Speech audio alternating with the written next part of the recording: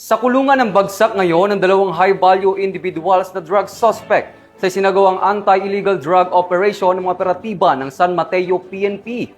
Mahigit 342,000 pesos na halaga ng shabu at baril, kumpiskado.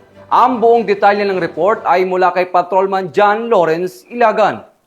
Estado San Mateo Municipal Police Station ang dalawang high-value individuals sa bypass operation na isinagawa sa San Mateo Rizal. Kinilala ang mga suspect na sina alias Jangget at alias Nunoy, kapwa residente ng nasabing bayan.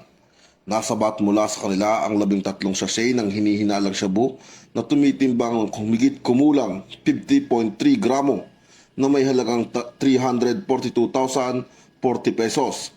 Isang revolver na may 5 bala at bypass money na 500 peso. Ang mga suspect ay nahaharap sa kasong paglabag sa Republic Act 9165 o ang Comprehensive Dangerous Drugs Act of 2002 at Republic Act 10591 o ang Illegal Possession of Firearms and Ammunition. Ayon kay Police Colonel Peliteo A. Gonzalgo, Provincial Director ng Rizal Police Provincial Office, ang operasyon ay bahagi ng pinagting ng kampanya laban sa illegal na droga at kriminalidad sa kanilang lalawigan. Mula dito sa Calabarzon, ang inyong PNN correspondent, Patrolman John Lawrence B. Ilagan, alagad ng batas, tagataguyod ng Balitang Pulis.